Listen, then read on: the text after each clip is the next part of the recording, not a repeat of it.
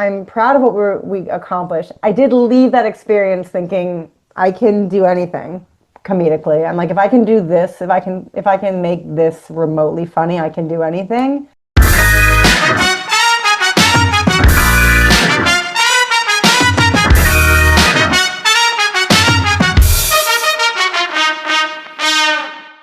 Welcome to the Funny in Failure podcast, a podcast that celebrates failure and shines the light on the emotional side of comedy, with yours truly, Michael Kahan. Howdy, howdy, howdy. Today's guest is reflective, interesting, and possesses a lot of wisdom. Jena has a unique story. I love how she's embraced the opportunities given and how she's thrived with them. It is wonderful to hear.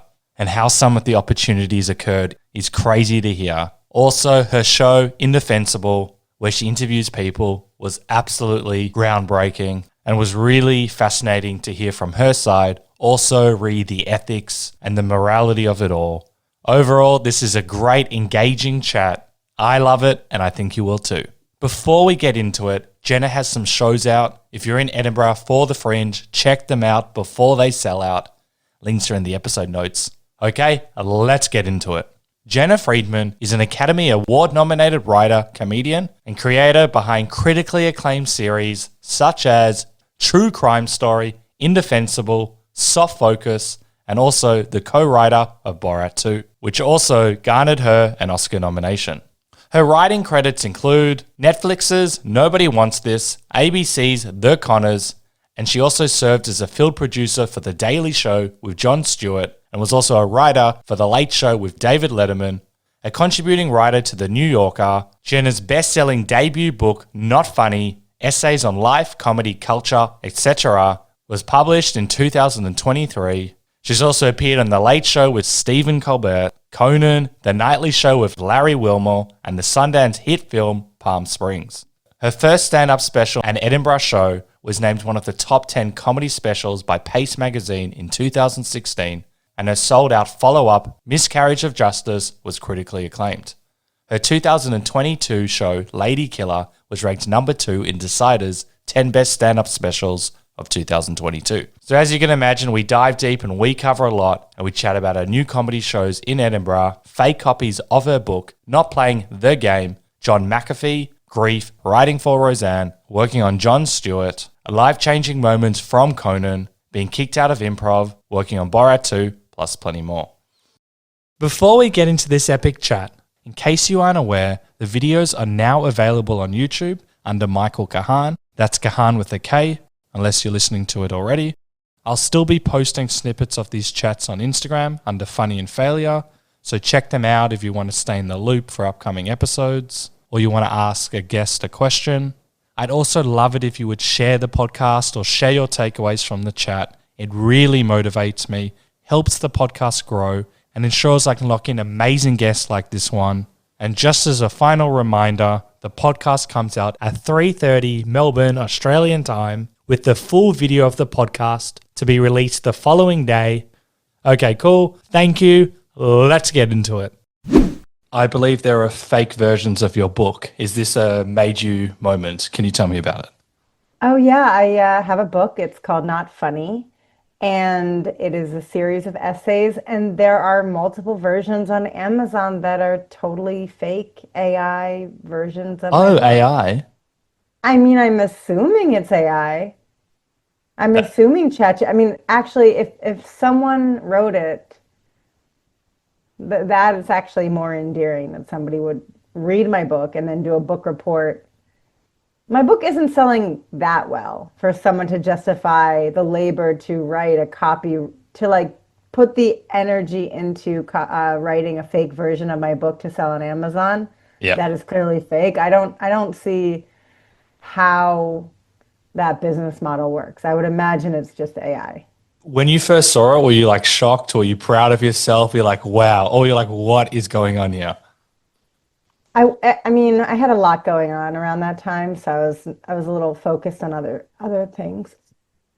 So I wasn't really, it wasn't my primary concern. I just thought it was weird and creepy, and then I wondered if it had happened to other people. And I think Aparna Nancherla, she's a comic, and her book came out around the same time, and I think I like looked up her book and maybe she had one too that was pirated. I think I could do it now. I don't know. I can't imagine it's unique to my book. I've never heard this before. I've had almost Really? 300 guests, and we've never spoken about this before. So my mind is blown.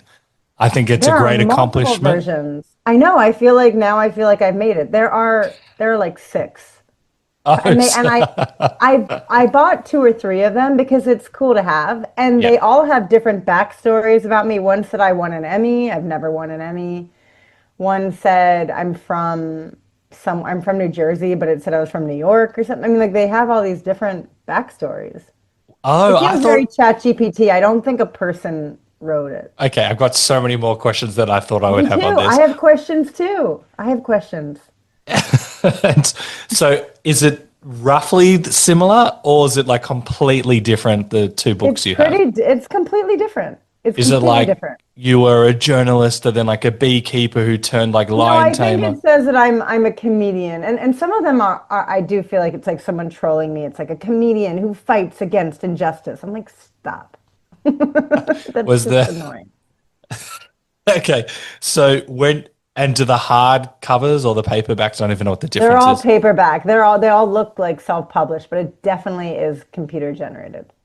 And does it look similar or not even remotely? No, have you seen? I mean, we can, I know, no, you said nobody listens to the video. I actually thought we should have started with, before we were recording, we had a lot of fun, we had a fun rapport. Hold on. We Not did. funny. Sorry. I know people love just dead air, even though it's not like on the radio. Hold on. I No, just want no, to show you these. Hold on. I'm so Oh, excited. here's a new one. Oh my God. This is a new one. And Oh, that's pretty funny. oh! I've never seen that one. Oh wait, Dusty S. Whitlow? I was just about to say, is that someone you've worked with before, or No, that's a biography. Somebody needs to find these people. maybe I'll get them on and get like all six of these authors and Who you, and then is you can. Dusty? Who is Dusty S. Whitlow? Oh, wait, the I other ones are gone, I think. so do the other ones say Jena Friedman, and this is the only one that has like some random person's name? No, okay, I'm gonna try to find them. I mean, I did. All right, I have to take a screenshot of the Dusty S. Whitlow one because I did put something on social media because I found them at one point. I should review it. I should review these people's fake I think you versions should of do the a book. 10-part series. I know. That's kind of like up your alley as well. And you can do like what you've done with Indefensible The and like, unauthorized ChatGPT biography. Yeah, I mean, I could show the other one just had a smile. It was like a black cover with a smiley yeah, face. show I me, mean, show me. okay. Well, it's going to take a minute, but you said we But this had would also be great because 6 everyone listens hours to the to podcast and no one record watches it it. on YouTube. So this could be a great way to just get some. This is where all the 80 minutes is going, by the way, just me. So what Did I've you? been doing, which I'm not proud of, my social media now, I'm literally just, I don't really post on it or engage with people, but I just post old content and that seems to be working. Okay. Oh, nice. So this is a Cliff Notes, which is kind of like, it's like I'm not James Joyce. I don't know why you need a Cliff Notes. Like it literally, my book has like I mean, interviews and like a sex column that I repurposed because I needed 60,000 words and I was at 50,000 and I was heading into production on some project and I had to just get the words in. So I like repurposed old I mean, I don't need it. You don't need a Cliff Notes for that. Yeah. This is Summary of Not Funny, a guide to Jena Friedman book. I wonder where that's from. Don't quote me. Essays on life, comedy, culture. It's ET space, cetera. Maybe that is how it's spelled. I'm tired. Sean A. Collins. Great guy, Sean. Okay. There are a couple others. Oh, wait, there's more. Hold on. Oh, This is this one. Top Hand Publisher. Jena Friedman, a biography. that one looks way more professional than the smiley face one. First of all, like, no, I am such an obscure person, except in this one little niche market on Amazon. They're treating me like I'm a force. Jena Friedman, The Untold Story of Fearless Satirist and Emmy Award-winning comedian by Top Hand Publisher. That's not I bad. was reading it, the chapters, chapter 1, childhood and early years, chapter 2, pushing boundaries and breaking barriers, chapter 3, comedy is a force for change, Chapter 4, awards and accomplishments. You get Your, it. your It's face is great. So we've established that this is a made it moment. Oh, That's all copyright. It's copyrighted. All rights reserved. They have a copyright. I don't know if you can see it. I didn't really prepare this. All right. Oh, can you wait. Friedman, who was born and reared on Long Island, New York. That feels anti-Semitic. Had a strong passion for humor and entertainment as a child. She was blah, blah, blah. Jena Friedman is an example of a person who possesses genuine resilience. She is a gifted writer, director, and comedian who created a reputation for herself by producing witty, biting, and sometimes divisive material that pushes viewers to consider the world in new ways. That's pretty I accurate. think it's AI. Anyway. And That's pretty then, good. oh, the most important of these endeavors is Friedman's well-regarded documentary, American Cunt. The film, which was released in 2016, is a stinging indictment of the sexist and misogynistic political climate. It was just a stand-up special, but Yeah. you know what I mean? It was close. And the Emmy Prize and his whole segment on me winning an Emmy. I didn't win for I my work mean, as a writer on Late Show with Stephen Colbert. I wasn't a writer on Stephen's show. I just was a guest on it. Just Laughter Festival was never part of that. You get it. yeah. I think this is great, and congratulations on the Emmy. I'm sure that's a big deal for you and the entire family. What an accomplishment. Me and my 7 children. Yeah. They called Indefensible Undone, which is actually funny. Okay, you get it. Yeah. That's just one of them. I think this is great. I appreciate that all. Did you ever think when you were writing the book that you would get anything like this? What was the goal when you were writing the book? Just to get through writing the book. I'm like trying to figure out how to put another one together, and the Ooh. focus it takes to, write. I think it was like the Delta. Sorry, it It was was like the Delta variant. It was COVID, which I still have. It was like the COVID pandemic when I was like, I don't want to go outside. This is a perfect time to write a book. you know So what it I've took a pandemic for me to do it, and I don't want another pandemic, but that's the only way I can really write a book. You know what you could do is when you do all your interviews, you can collate them and use some of what you've said for a book. I know that that's what people are doing because it's like sort of writing a book for you with some of your thoughts. And so you mean like transcribe Or you just like interviews? maybe you're saying something you haven't thought about, or you get ideas, or you've said something you've never thought you knew about yourselves, and then Oh, that's just food for thought. And then I've been thinking about this for a while. And, as we've established, you're super likable and successful according to all of these ChatGPT books of yours. You had a manager that dropped you for not being likable. I don't even know what that is. oh yeah. Actually, tell me how that happened. But did you ever send him or her a copy of your book or your fake books? You know what? He messaged me when I was nominated for an Oscar, and he was like, "Can you believe that? I remember when you were just starting out." And I was like, "Cool." And I actually wrote back to him because I'm not a monster, but I was like, "Thanks." Yeah, it was 3 Arts. I don't know if I, I was working with 3 Arts, and they dropped me right before I got Letterman. Oh. And And can you, then, yeah, I mean, the likability, I remember this particular guy who's no longer with the company. I think he's been fired, but I think he said something to the effect of, what makes a comedian is likability. And he was like pointing to, John Mulaney, who is so likable. Um, and I think he just didn't think I had it. And to be fair, he probably was right. I think it's hard for women to be likable. And I did talk about that in the book.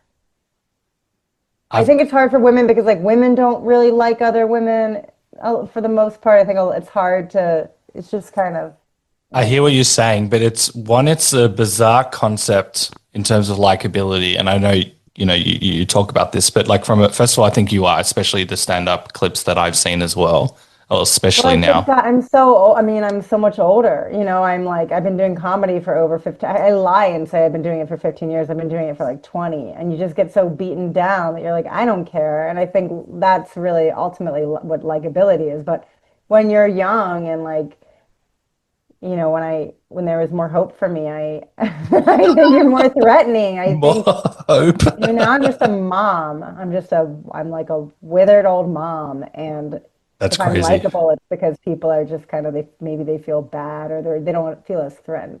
Back in my We'll, heyday. we'll agree to disagree. I know that the industry's kind of fucked up in that regard. Like when you're up and coming and you this and they, there's all these different titles that they can give you. And then like, the standard like Hollywood model, which we've seen like once you hit a certain age, you're like no good, which is obviously changing now. But do you still Yeah. feel that way? I've never felt, I think because I didn't play the game, I got to do, the career that I have had at this point has really been on my terms, which I feel very lucky Nice. about. Yep. Because I didn't play the game, I didn't care about my age or my looks to the extent that I think you're supposed to in this industry. And obviously, I didn't sanitize what I was saying. I think I didn't. It didn't like I wasn't going out for the parts where I had to like look like an ingenue. You know what I mean? And where did that come from? Just a confidence in self or I should have never been a comedian. I don't know. I just I don't know. Yeah, I guess I'm not broken. I don't know. yeah. I think I do think a lot like my generation of comedians, because my mom would always she was so worried about me getting into comedy. There's no barriers to entry. There's no HR. You're kind of out on your own. And at least with my generation of comedians, like, and even more so now, there are so many of us that you just have to be really, I don't know, maybe smart or capable, or just, you can't be a fuck up. You have to be doing, especially now, it's like now you have to almost be a brand, like a marketing exec to be a good comedian now because everything's on you. You have to get your material out there. You have to like, it actually sucks. I think there was a window where really smart, talented people like had an edge, and a lot of those people still have an edge. Now I just sound bitter, but it is more also just the people who are more entrepreneurial. Do you mean in I'm the not as entrepreneurial. well, I've seen so many of your clips. You've done different TV shows, which we'll talk about, but Indefensible, for example, like that's a brand for you in itself. Are you talking about like the hustle of a comedian, like every day, every week, posting a stand-up bit or going out It's there? not even the hustle because we've always had the hustle. When I was living in Chicago and New York, you would perform like 3 shows a night, 5 nights a week. Like the Oh hustle's wow. always been there, but I think it's like there's a level of business savvy, and a lot of that has to do with social media and the internet. Yep. That the people who I think have risen through the ranks have really harnessed that in a way that they're like some of the funniest people I know. Like it's not your fault that you're just really, really funny and you're not also a marketing manager or like and Yeah. you know what I mean? I think it's weird. I don't know. So I mean, I how, do know. I just don't want to rant about it. no, I get it because I also experienced that and have so many people, in my I think circles we as all, well. I think every single comedian and person on the internet, like I still don't have a podcast. Everyone's like, you should have a podcast. And I just like, I just like don't, it's so boring. Sorry. No, I get it.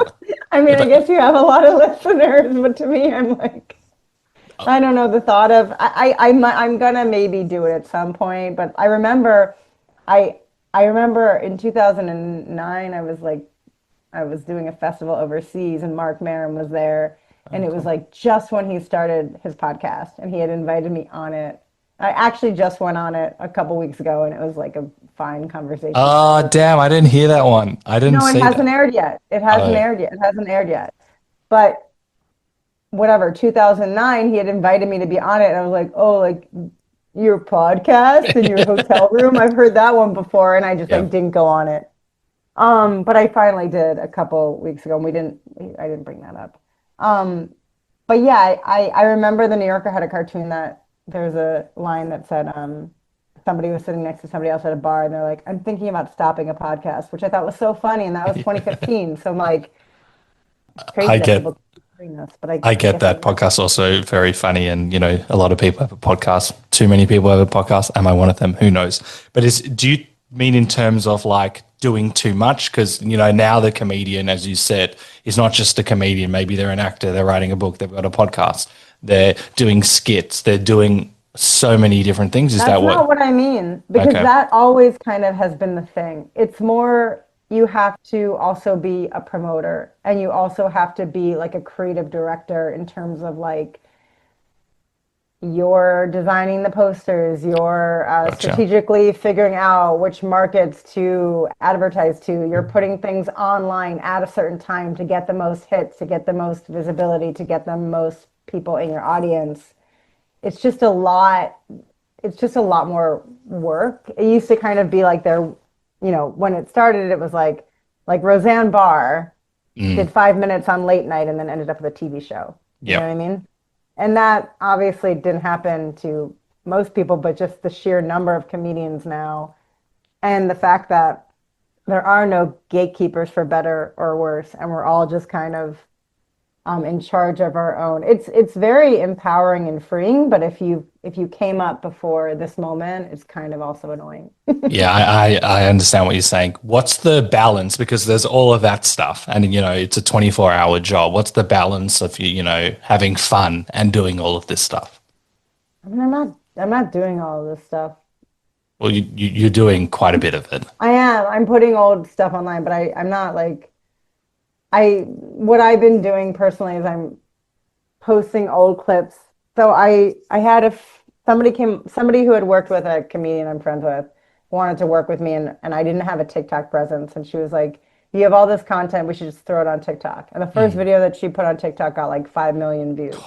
Oh, And wow. then we started posting, but it was an Adult Swim thing that I had shot that they never aired it, and I got people to see it, and it was making fun of this transphobic politician who's like running for office, and we just kind of trolled him, and it was really funny and I think cool for people to see.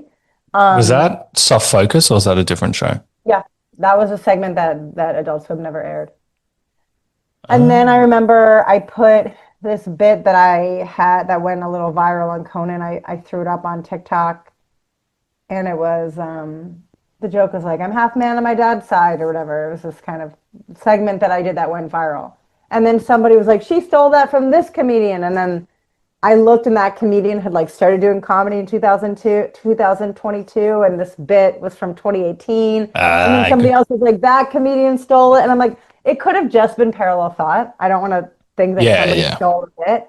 But it was more like, oh, if you don't put your stuff online, like for Gen Z, I didn't, it doesn't feel like there's a whole generation of people that are so much younger than, I would say, us. I feel like you're similar age to mine. We're similar, yeah. Never ask a man his age. Well, Um, I'm 32. I don't. I feel like I like how you're like I'll never ask a man. He's like, was that a joke? Because it's no, the I'm other way. teasing. I'm teasing you. I'm teasing. Yeah. Okay. Um, so for like people under 25, I don't even, it was only 5 years ago that they were like in high school or like it doesn't register to me that they're a whole generation.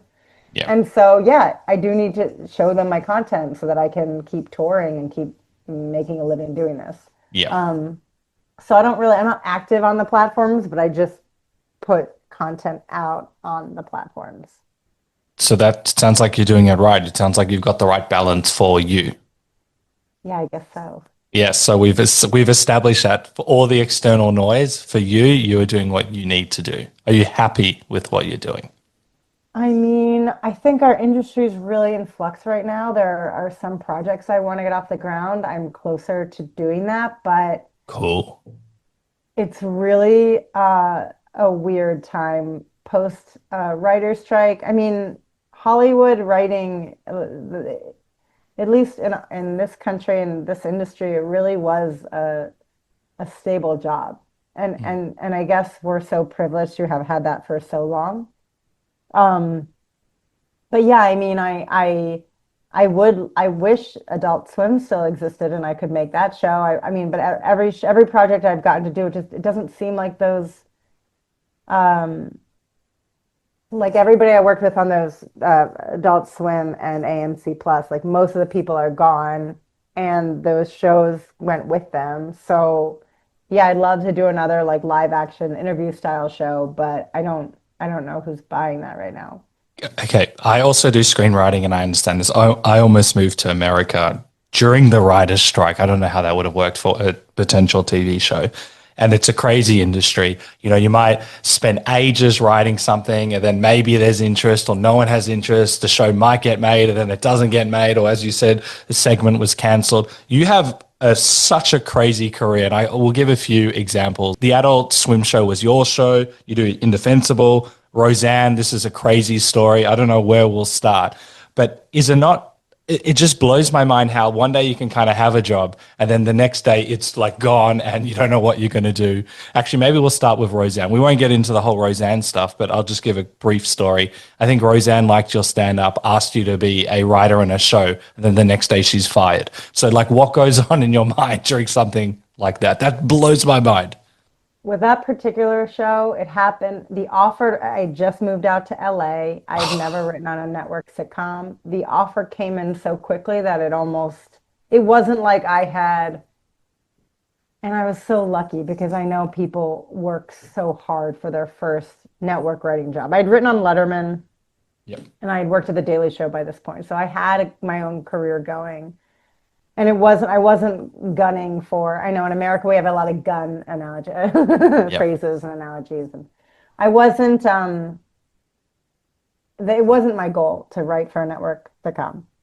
So when I got it, and because Roseanne had at that point made her like carved out like a niche or just made a name for herself as like a Trump supporter. I don't know why I can't talk right now.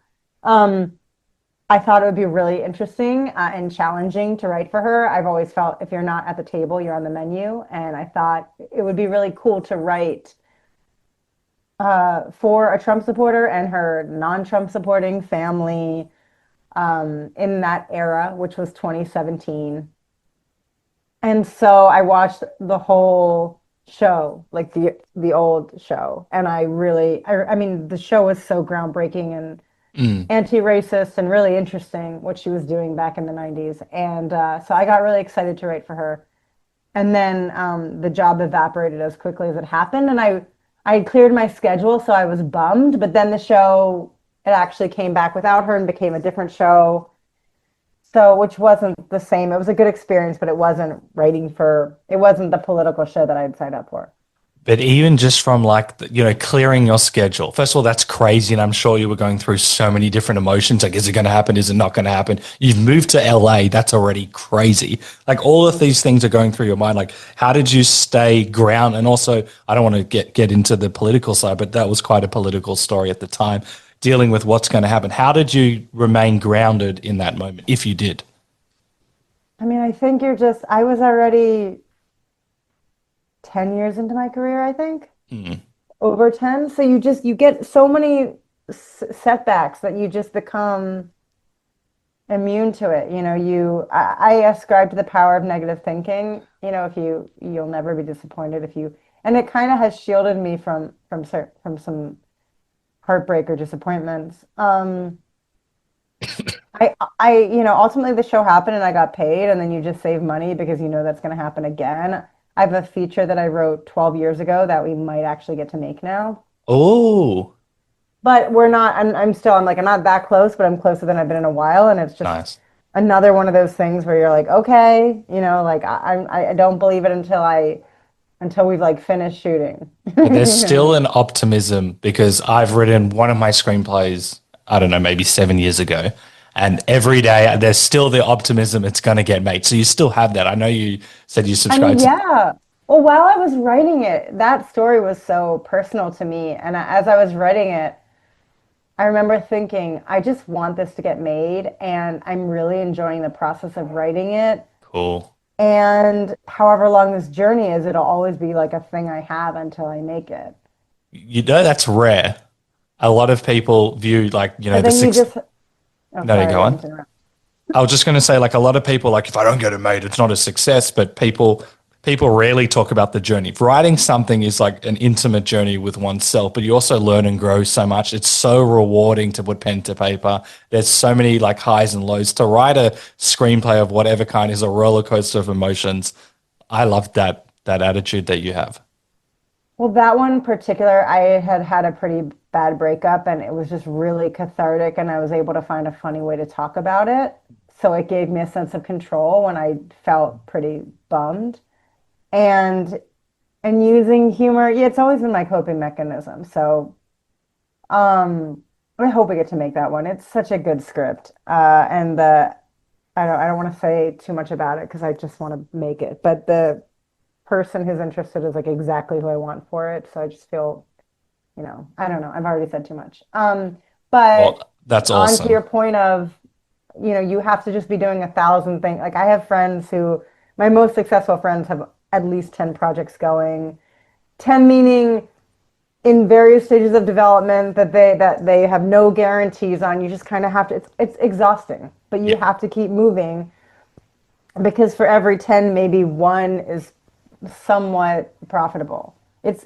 I didn't realize how hard this industry. I didn't realize how like you never kind of make it, and I wrote about this in the book. You're just always hustling. I don't think I probably would have done what I like gotten into comedy, but Is it I like that just didn't think. naivety of like you Yeah, I got, didn't think it was gonna be this hard. Like yeah. I didn't think you could be like an Oscar nominee and like still be like hustling all the time. And then I'll hear people like somebody told me that like Tina Fey had trouble selling a show, and I'm like, then I'm out. Like, how is that even possible?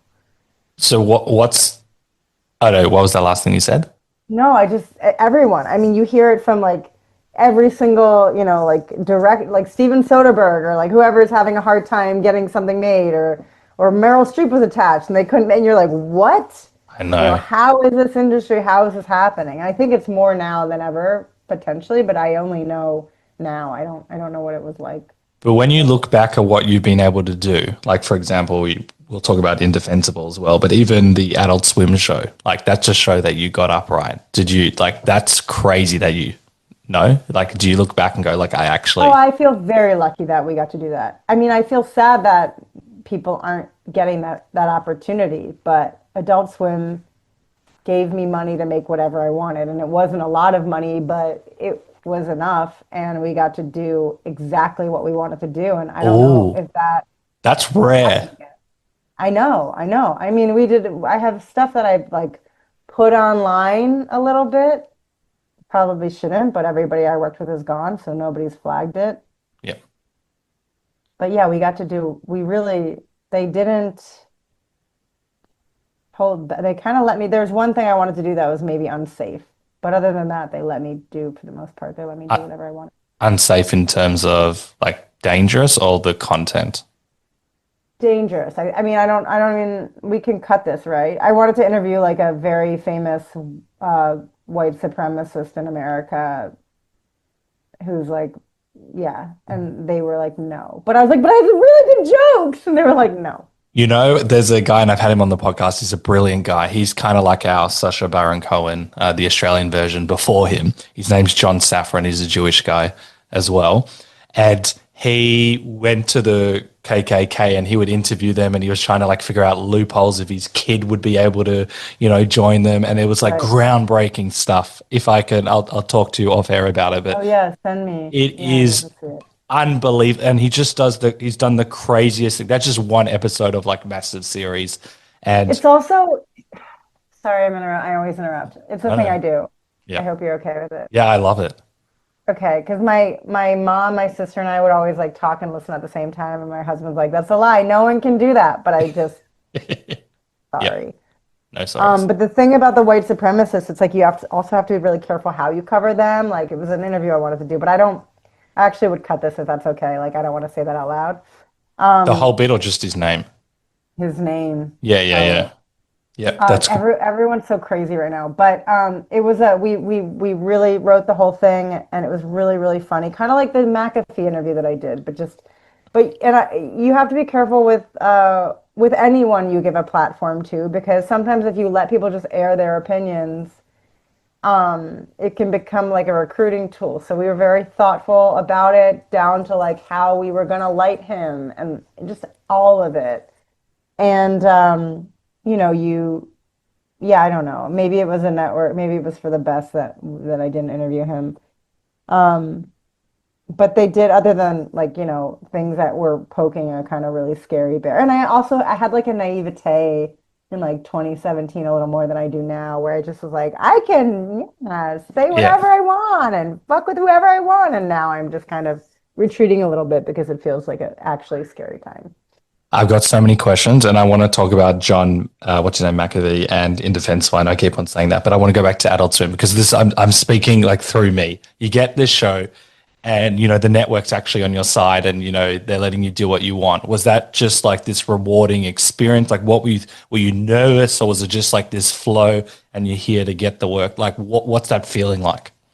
It was awesome. I mean, okay, so it was Mike Lazo, and it was in response to Lazo saying some sexist stuff online or something. I don't remember exactly what happened, but this guy, Matt Harrigan at Adult Swim, had seen a web series that I made, and they brought me down to Atlanta, and I knew I was in a position of like they fucked up, and they're looking to me to make content, and that never happens, and I did feel like guilty about that, about getting that opportunity.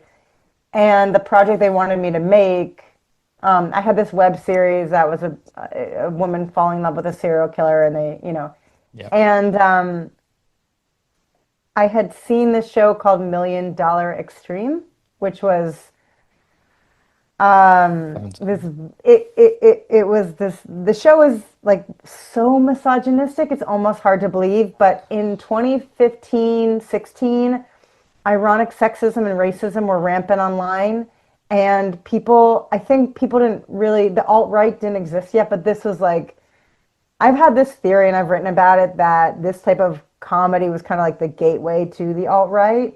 People making anti-Semitic jokes, making racist jokes, making sexist jokes, and being like, haha, I'm just joking. Edgelords now is a term, like people trying to like out-edge each other, and then that kind of becomes normalized, and then it's like the Overton window shifts.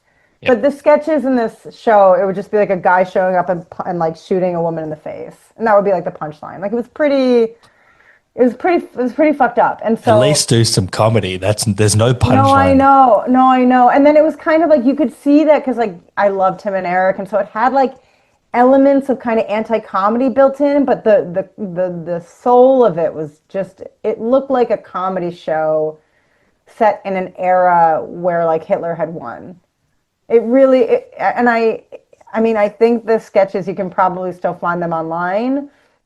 But I remember seeing that before I took that meeting and thinking, I just want to do the opposite of this. I just want to create a show that makes young gamer guys who watch Adult Swim like not hate us. And so the show was kind of, I mean, if you look like, and every time I talk to guys, I'm like sitting on the back of a chair, like doing a kind of after school special vibe. And even, there were some chairs I had where like I couldn't even, it was like an office chair where like you're not supposed to be able to straddle it. And I would like worm my legs into it to just Yeah. do that. Because Yeah, that that's was like great. a thing I did. Yeah. And I knew it had to actually be funny because we didn't want it to seem like an after school special. And I remember the segment where we got these like college guys to walk around with like sex dolls, and we're like, don't rape them. Like when we I don't know if you saw that segment, but when we went to the frat house the next morning and then accused one of the guys of coming in the doll and like falsely accused him, and he freaked out on camera because we were like, we think someone came in this doll. We think it was Yeah. you. When it was all over, the whole frat like gave us a standing ovation. They thought it was so funny. Yep. Great idea. And we only came up with the bit because we had that guy mic'd during the week, and he was like, I feel like this is a setup. Like, I'm going to get in trouble. Like, and so we were like, oh, he's the one we should punks Yeah. or whatever. Yep. But I mean, it's hard to explain this type of stuff if people haven't seen it, but yeah, it was really funny.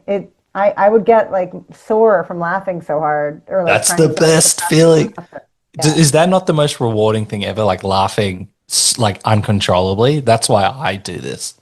With all the live action stuff, I remember when I was a producer at The Daily Show, we shot this segment where we found this woman. She was so sweet, but she was a state senator in West Virginia, and there was a chemical spill. And I pitched the segment to John that was like, all of these people were now changing how they felt about chemical contamination. So I don't know if you have the Toxic Avenger, if you know who that kind of B horror movie, The Toxic Avenger? No. It's this American thing, but the joke was that it was like a parody of that, where it's like chemicals in the water are turning Republicans into Democrats. And so we had this Not the woman on frog's camera gay? talk about what? Not the frog's gay? Wait, what is that? Oh, I no, where think Alex Jones said the right, chemical. right, Okay, right, okay. right, I right. thought I that was mean, a great joke. no, it was. It just, I was like, this is vaguely familiar, but it's just a bit that we did, and we had this sitting politician. She's like a state senator, and we just kind of pranked her and got a really great interview. And I'm flying back from it, and I was like, if I die in this plane crash, I just want this footage to be out there. And the piece didn't go as viral as I thought it would, but the footage that we got was it was incredible. So is We got that... her to No, you're going. we got her to like fake her own chemical contamination, and I was directing her in a hotel room with shitty lighting. It looked like an amateur porn. Oh, that's the She best. was a state representative, and she just was like actually like reenacting her own like drinking the water, and like it tasted weird, and she spit it out, and we got her to do these spit takes, and I was like trying so hard not to laugh because I didn't want her to think we were fucking with her, and she was like so nice and trusting, and I felt so bad, but I was also like, she's a person in power who voted to increase chemicals in the water, and of course there was a spill, and it impacted this community of like hundreds of thousands of people and poisoned all these kids, so she's fair game. Holy shit. The whole thing was so crazy. But yeah, I mean, I love doing that kind of stuff. I can see why Sasha wanted to work with you. Okay, I've got even more questions. Okay, I want to tie up because there's just too many, and I'll see how we go. So, Adult Swim, so rewarding, great opportunity. What happens when that show ends? I know, like, you know, this is something you put your heart and soul. Is there like fear? What am I going to do next? Or does Well, the something come up? pandemic happened, so that was like a slow burn because we were about to shoot the third episode, and I had it, and I was like, all I need is like one interview. We could do the segment with the transphobic politician as our field piece, and then I could just do an interview with, I don't know, Rudy Giuliani. Get me in front of Rudy Giuliani. And then for whatever reason, they didn't do it. And then it was a slow burn because it was a pandemic. So it just kind of fizzled away, and then everybody got let go or retired. Liza retired. I'm like, I don't think my show's coming back.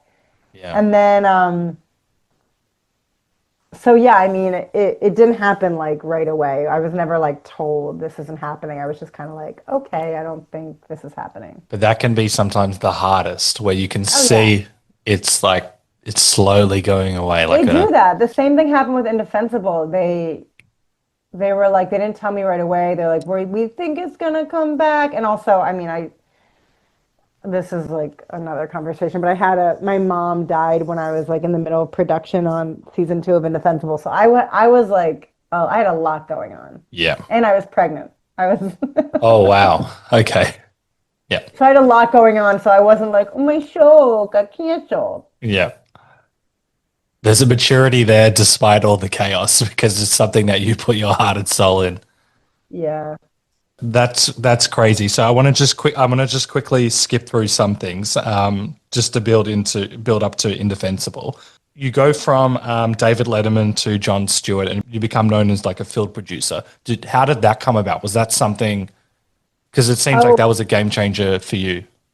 It was Wyatt Cenac recommended me for that job, and I didn't know what a field producer was, and I was a writer and a comedian, and I didn't think I wanted to do that. I didn't want to be behind the camera, and he's like, you idiot, this will be like film school, and it was, and I was there for 3 years. I thought I was only going to just stay one, but I left when John left. That was such a great job. And then I did American Cunt. I went to the Fringe for the first time with a show. And then I was able to, recorded that. That was my first special. And I had a couple other projects going. I was like trying to get projects made. Shot a pilot for True TV, a weird thing for Nat Geo. I did some stuff for Vice that's still online. That's so bad. And then,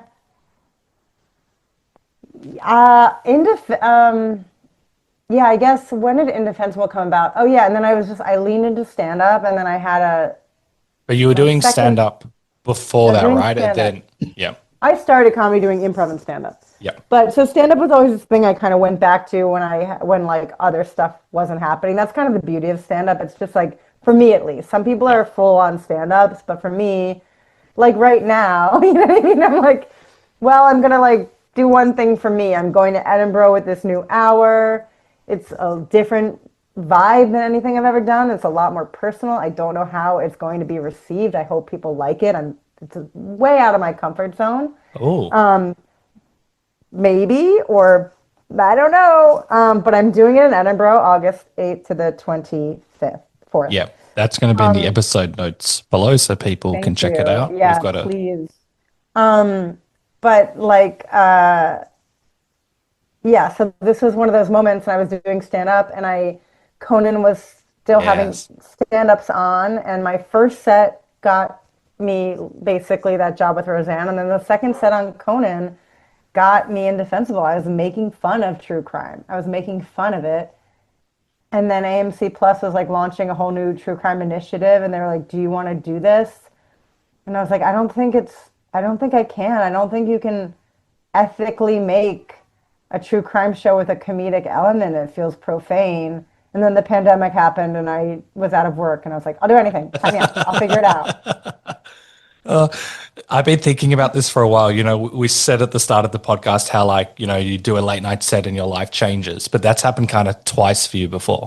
And I was thinking about with Conan as well, because, you know, this Conan was very popular and I'm sure it still is. So I don't have no idea what's going on. But through that stand I up mean, his set, show is no longer. I mean, yeah, Conan doesn't. Well, that's another thing. It's like you used to be able to like, and this is again only if you're lucky, but like Conan put me on twice, and I got real jobs from those 5 minute sets, and that platform is gone now. and it's disappointing in the sense, how crazy is that through doing a bit that you've worked on, that you were given this opportunity. So it's already a life changing opportunity to go on Conan. You obviously it's received very well, and then you get offered this TV show, which then transforms you in a different way. Like that is mind blowing. Not many people could comprehend how awesome that is, and that Well, it you, happened months and months later. It yeah, happened. I was on Conan doing that set 2019. I think we started shooting this in 2021 or 2022. yeah, That's my toddler. So I didn't even, I didn't think of it that way. It's funny because when you say this stuff out loud, it sounds like that, but you're just like, how do I survive? How do yeah, I keep doing this thing that I want to do? I mean, that show was, I've been putting clips online and at the time that I was doing it, our budgets were so small. And I was also so in my head about how to proceed ethically because like we were getting paid and I had all these lines where talk about like likability and agreeability. I was like, I don't want this to be an hour show. I want to do a half an hour in and out. If you want me to do comedy, it's not gonna be good in an hour. The Daily Show really trained me how to make live action docu style comedic segments. Like this I didn't see a way to, because I didn't like true crime. I didn't like the red herrings. I don't like the kind of exploitative murder porn that the genre requires. yeah, I didn't want to interview murderers. I was like, I'm not going to go into a prison and interview a serial killer. Those guys aren't evil masterminds. They're kind of dumb. And I don't want to give them a platform. I also didn't want to spend, I mean, it was hard. And I remember there was this one woman we interviewed. She was a sex worker who was almost murdered by a serial killer. And she sat down with me and I'm getting paid. And I'm like, we can't pay her. And they're like, journalistic integrity. I'm like, this is a TV show. Everyone's getting paid, but the woman who's like literally the most vulnerable person here.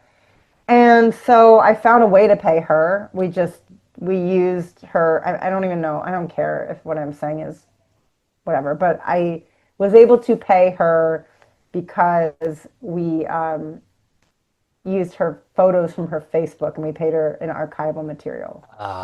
it wasn't like get her to do like cleaning or some handiwork around the house, and then No, we paid her like we pay anyone who lent us photos.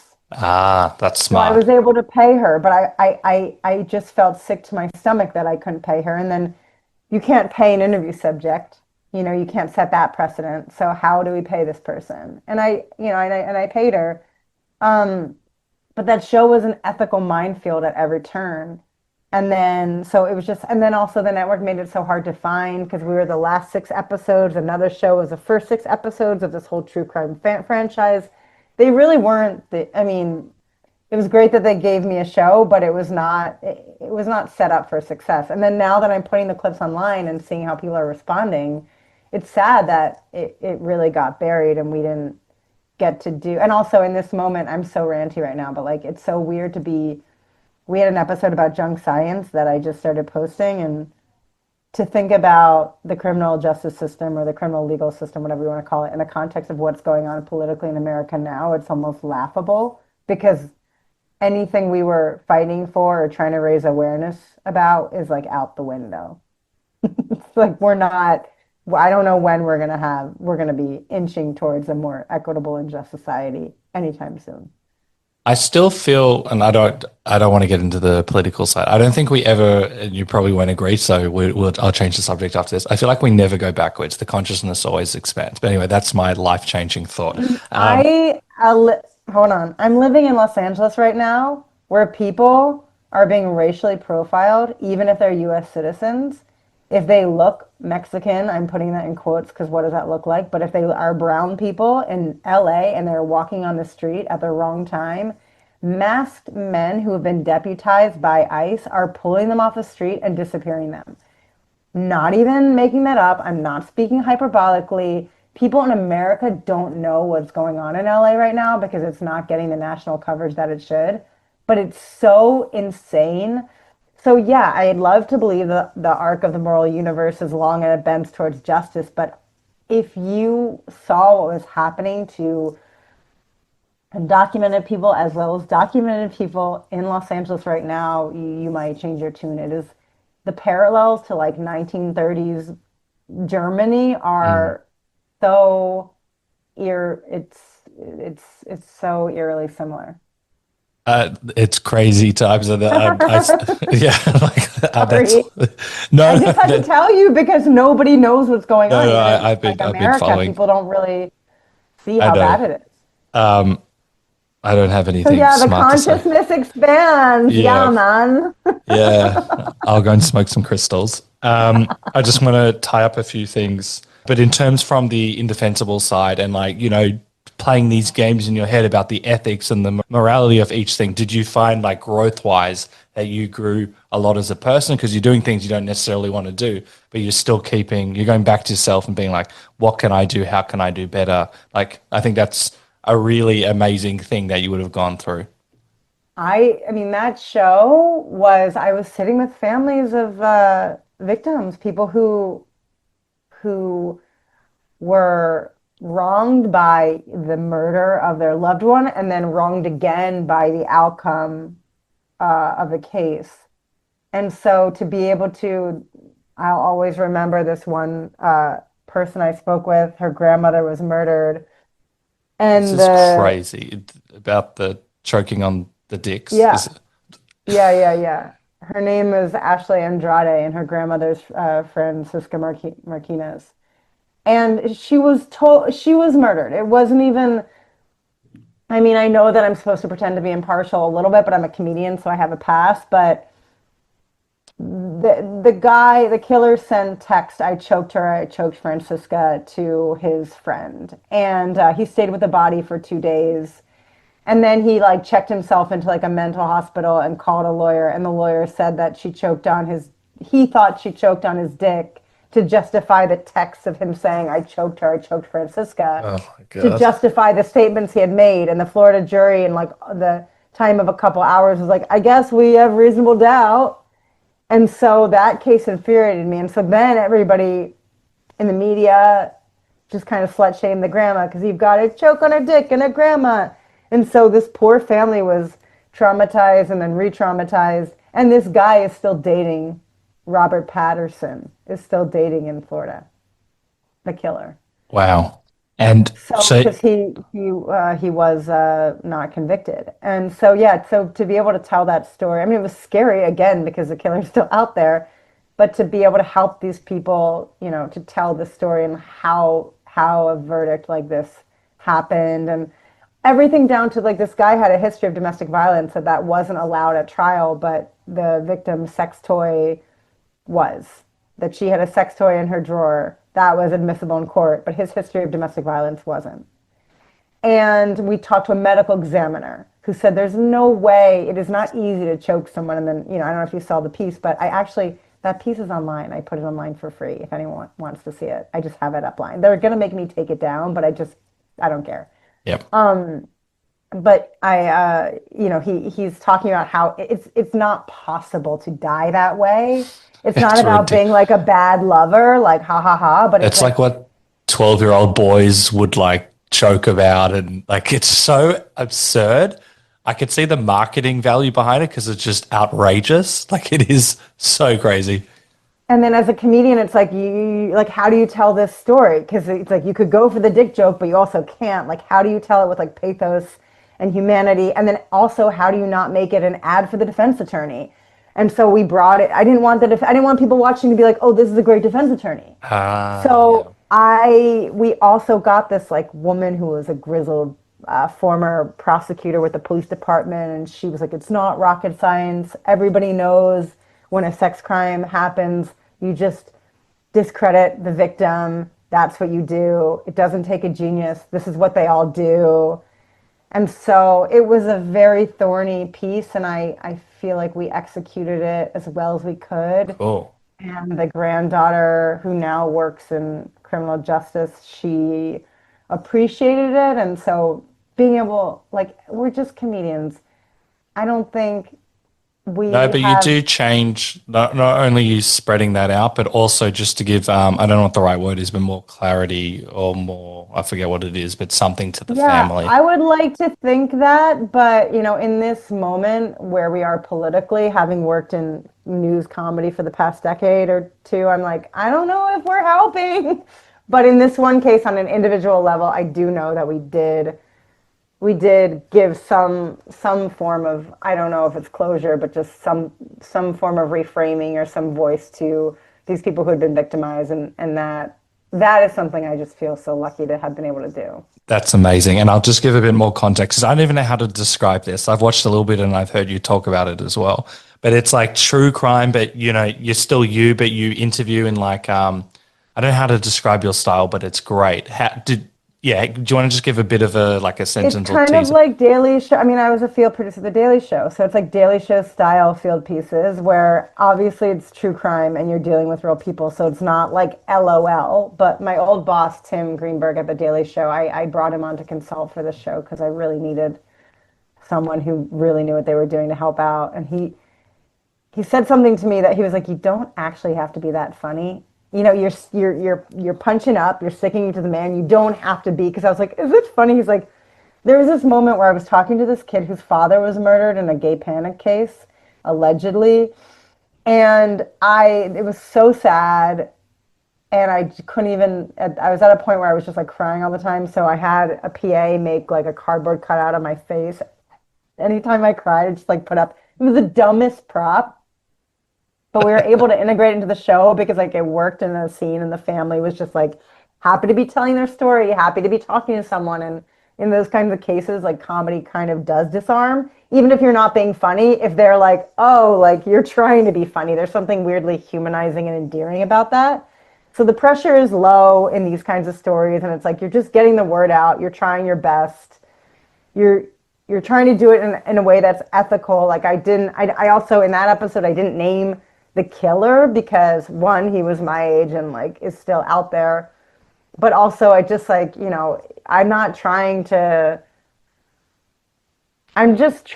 wasn't trying to kind of like pull a Nancy Grace, you know what I mean? Like, he's guilty. I just am trying to talk about larger issues. I liked your style. It was like deadpan, but you're getting them to reveal as well. Like you're just kind of sort of being like the straight man. And I thought the style and the way you went about it from what I saw was great. Thanks. It's the opposite of how I do these interviews. I'm very chatty right now. When I sit down with somebody, I'm like I think that's great. And also I think like, tying back to the very start, that's like created a bit of a brand for you. Like you'll be able to do that forever. You then, I assume through something like that led you to work on BORAT 2. Like or was it something else? Yeah, I think it was Nathan Fielder who saw my show, my Adult Swim show. He recommended me to Sasha. Okay, already like you be in the conversation with those two people. That is so awesome. I'm very proud for you. Those are like the two goats. So I'm glad that you had that opportunity. I'll just summarize a few things, then we'll wrap up. Oh, so overall, when you look at Indefensible, were you just like, look what I did? Forget about the political landscape. I know it's crazy, but for you, reward wise, you're like, look what I was able to do. Not an egotistical, but a lot of challenges, a lot of highs and lows. You're going through a lot. What are your thoughts around it? The last episode, I was literally grieving my mother and my 8.5 months pregnant. So I can't believe we even made that one. And I have a lot of, like, this is not funny, but I have a lot of anger that I left her side to finish shooting that show. A, because I didn't know she was going to die like 5 weeks later. And B, because I just, in good faith, like I'm a worker bee, and I just wanted to finish this thing. And she didn't want it, and she wanted me to finish. She didn't, when they canceled the show, I was so mad at them because I just, Of what you went through? yeah. And I also I wouldn't have left her side. I mean, I wouldn't, I think that's also just like a separate conversation. If you have like grief, you just have guilt and anger with it no matter what. So, Yeah. sorry. No, sorries. Yeah, I think that's apologizing. important to discuss as well Yeah, because that's life. yeah. So, but the show, I mean, yeah, I'm proud of what we accomplished. I did leave that experience thinking I can do anything comedically. I'm like, if I can do this, if I can make this remotely funny, I can do anything. And, then the pandemic happened, and I've had a couple other jobs, but I haven't been challenged in the way that I want to be since then. That was the last thing I directed. That was like the last thing that I wrote personally that's been produced. So, and part of that was the pandemic, and then my mom died, and so it just there's a lot going on, and I'm just kind of coming to the surface with this new hour and some other things, and so hopefully I'll get to do that again. But I did leave that experience with a kind of confidence in my skills as a writer and director. Do you say you left with the high confidence? Is that what you said? With confidence, yeah. Yeah, I just thought if we can do this, we can do anything. I agree. Comedically. Yeah, no, that's, amongst all of that, that's life. Thank you for bringing that up. So challenging. You know it all, but to be able to do all of that, not many people would be able to do that. So huge congratulations in the sense. I know it might sound like empty words. And now your comedy show going to Edinburgh again, I believe you've already been. How are you feeling overall? We briefly spoke about it. What brings you back to Edinburgh? I'm kind of nervous. I love it there. I've done 2 hours there. I've been 3 times. Yeah. This is, yeah, my most personal hour. I will probably cry. I have some coping mechanisms and tricks to stop myself from crying, but it is what it is. And I hope people come, and I hope people like it. And it's also, there's some challenging material that I'm not even going to talk about it on here, but I'm talking about it in the show, and I may take it out of the show. But it's like, it's my life. And so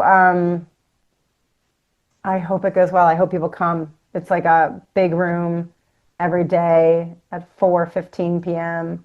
That's a great time, by the way, for Edinburgh. I've had so many Really? I think so because okay, I could speak about this for ages. I've spoken to a Are lot of you going to people. be there? Are you going to be there? I'm not, but I've spoken to a lot of people who are performing there, and I know a lot of people. But anyway, I think 4:15 is great because it gives you it's a great time to go because you're there for the comedy festival. Perfect time. It's before dinner, after lunch. Right, You can right. see other shows. It's like a pretty Okay, great good. time. It's not too late, not too early. So, yeah. Here's the thing that freaks me out. The show is so personal and slightly political, which is really scary to be political in this current moment.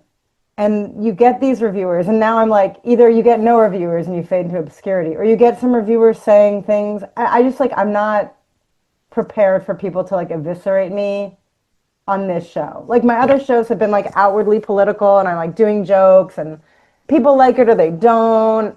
But this one is like so personal that I'm going to read the reviews No, because don't. criticism feels like a hug. That's how I was raised. But Criticism they feels like will, a hug. yes, I get that. they will eat me alive. And Can so, and I'm you? not going there with my family. I'm going there alone. My husband's a musician. He's like, I know you think you want us there, but you don't. Yeah. So I'm going to be away from my toddler. It's just going to be a lot. I know you, I give you unsolicited advice that you didn't ask for. Can you not look at the comments? Or that's like, you have to look at the comments. I look at the comments because I write the show when I'm there too. Like I Oh, rework the well. show, I tweak the show. And so my stand-up special, American Cunt, was so much better after just 2 weeks in Edinburgh. And then my last special, Edinburgh, sorry. Yeah. And then my last special, which was Miscarriage of Justice, it became Lady Killer, which ended up on Peacock, and it's a little different because I was so pregnant, and I had to change the show because I was pregnant when I did Lady Killer, and it was kind of about being pregnant with a boy. Yeah. And but that's why I go, because I'm not a full-time touring comic. So to have like 18 shows in a row where I can rework the show, It'll be, yeah, awesome. and I don't listen to everything the reviewers say, I just take it in. In Edinburgh last time, I had like a bunch of guy reviewers like telling me essentially to smile more, and I like the show was like this kind of feminist. So I added that into the show. I kind of there's like a show where like I made fun of the reviews. I'm not going to do that again, but you know, I cannot believe that I didn't part of the expect process. that. Smile more. Imagine like comedy great, like, Yeah. could go back and forth with the George crowd. Carlin needs to smile more. Yeah. That's crazy. I think you'll do well. And I heard you speak about your last time you were in Edinburgh and how you said you worked it within 2 weeks. That's like a mastery skill. So it shows like when you're there, you're just going to be, each time it's going to get better and you're going to like level up. I think that's a really good mindset. Yeah, hopefully. I'm taking a red eye, and then I was landing at 9 a.m. I don't sleep on planes. And then I had a sound check at 11 a.m. and then I have a 4 p.m. show. Oh, wow. I was like, I just changed my flight to like come in a day early because the show is so scary emotionally to be like that tired. I was like, I'm gonna just be a mess on stage. I don't want that to be my first show. So I will be slightly rested, hopefully, before my show on the 8th. I think you're going to do great. As I said, tickets in the episode notes below. Any last things about that before we do a very quick rapid fire segment? No, I just hope people come. Please come. They will. Come to my show. You've been doing stand up for a very long time. You're very experienced. You know how to, work a crowd. No one knows who I am. Please come. We'll agree to disagree. You're going to win all the awards. Let's do a very quick rapid fire segment. So the first thing that springs to mind, but you can take your time to think about it. What's your favorite thing to do when you're not working? Right now, it's playing tennis. Have you always played tennis? Actually, Yeah, did you? I played in high school and college and stopped playing for 20 years and just started playing tennis again. Also, like I should have said being with my son, and I love him so much, but it's hard.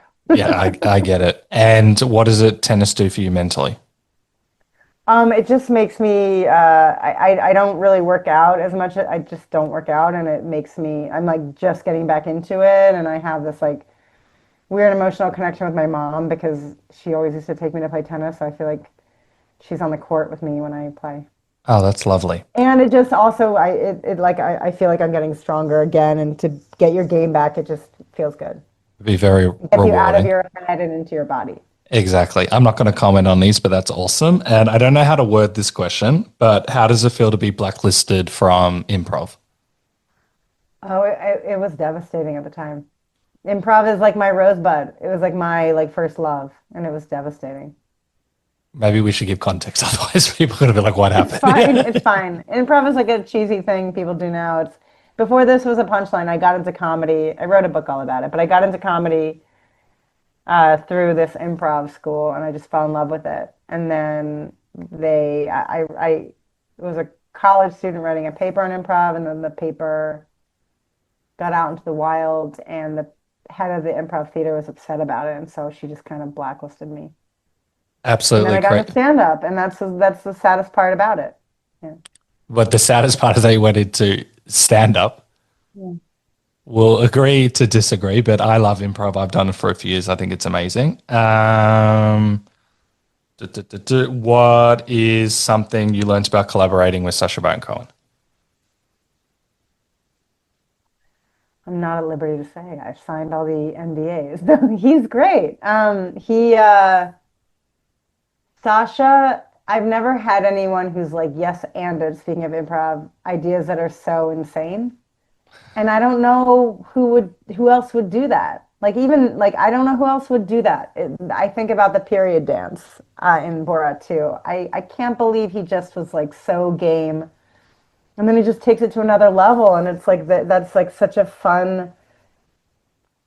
That's such a fun way to collaborate. He really, yeah. I mean, I just can't believe that like that type of job exists. Oh, it's the best. And I had Ken Davidian on who played Azamat in Borat 1 and some of the stories. Yeah. I was like, how just running around naked and the naked fight. Crazy. Well, I'm very happy you had that. What would you do if you knew you could not fail?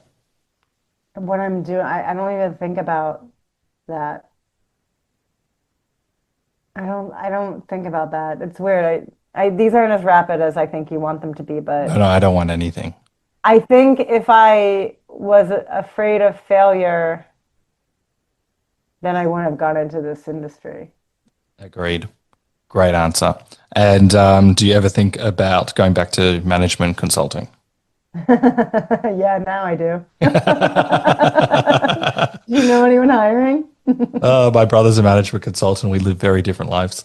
Any advice you want to give to people who want to try something different or new, but perhaps a bit fearful of doing so? Depends on what it is. I wouldn't say go ahead and do meth, but I would say, try an open mic.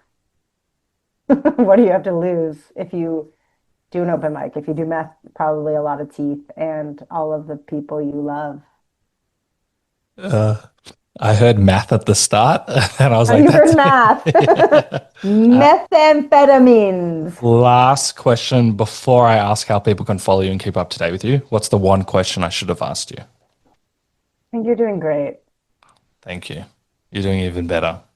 I don't have any questions that you should have asked me. Don't live in the past. That I'm gonna I live in the put. past. I live in the past.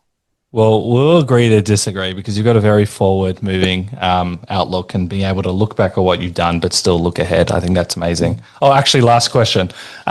You briefly touched on it. John McAfee. How was that experience? That was like crazy to Really watch. fun. I really liked him, even though he's maybe a rapist and murderer. I know people are multifaceted, and I shouldn't say that out loud, but he was a really charismatic, like 76 or 77, was really just living his life and a good sport in the interview. And yes, he pointed guns at us. Hopefully they weren't loaded. I love how Adult Swim was like, go ahead and do that. That's not dangerous. But yeah, that was really, I remember Griffin Pocock, who is a producer, Josh Cohen, oh my gosh, I'm blanking on Patrick's last name. I'm so mad at myself because he's in the credits, but he got McAfee on board. And then the crew, after we shot that, we were in an undisclosed location, and then we all just got beers and ran into the ocean and like swam. I think we just were it was this moment where I was like, this is wild. This is in the can. We're out of harm's way. We did this on Adult Swim's dime. Nobody got shot. We got amazing footage. And we all went to the ocean, and we're just like so happy that was and I knew at the time, I'm like, this isn't going to happen again. Like, this is a very unique experience. I didn't realize like how much it wasn't going to happen again, but that was a really cool experience. Because I saw that years ago and didn't realize it was you. And then when I looked like a few days ago, I'm like, oh my God, that was you. And there's probably a topic for another time, but this is the last one. When you talked about some of the touchier subjects and you're like, well, let's not include that. Was that because you believed him or didn't believe him, or you didn't want to go near there for your own safety? I was just like, he was ranting a lot because he was on drugs. And I was just like, I was like, this is going to get cut. Like, let's just get to the dick eating, like Bitcoin bit. Like, I'm like, he was so insane. Like, did he put spyware on the computers? Maybe. But I was like, at the time, it felt like when you're there, it just kind of felt like an old man rambling, and maybe I should have let him talk more, but I wasn't coming in like actually interviewing him. And I did, I mean, that documentary was really indicting. I'm not like, I wouldn't have interviewed him if he wasn't a presidential candidate, which I felt made him fair game. No, I wanted to know more. I wanted to know more about the spy. I know a lot of people did, and I probably should have let him talk longer. But it got to a point where he wasn't making sense. So we edited it down to the point where it's like, he's making sense enough that you're following him, but then he slipped into kind of insanity. That said, I mean, I don't know. It also, it wasn't a serious interview. So I wasn't giving him the time. It was so funny. I think you did great, and that's a great way to leave it. Before we go, how can people follow you? Also, I'll find the clip that I saw and I'll put in the episode notes so people can find that as well. Okay. Before we go, how can people follow you and keep up to date with you? So I've been listing shows and stuff on Instagram. I also have a website, but I also just started a Substack. So if people want to pay to $5 to read my writing, I'm just starting to do that. Amazing. All of that's in the episode notes. Thank you so much. You have a very unique story, and I really appreciate it. And thank you so much. It was really nice to meet you. I appreciate you having me on. I'm just trying to, spread the word, and I'm bummed that you're not going to be in Edinburgh. I love Jena's take that despite going through a really difficult period, she's able to look back at the experience and acknowledge that she was able to not only survive, but also thrive despite enormous challenges thrown her way. I love her reflection. If I can do this, I can do anything. This attitude or way of thinking is brilliant to me because in life, unfortunately, challenges come our way, but knowing that despite the storm, one is able to gain clarity and find out how capable they can be is inspiring to hear, and I appreciate Jena talking about it so openly. So I'll leave you with this epic quote. It is not the mountain we conquer, but ourselves. Edmund Hillary. Thank you for listening to the Funny and Failure podcast, exploring the deeper side of comedy.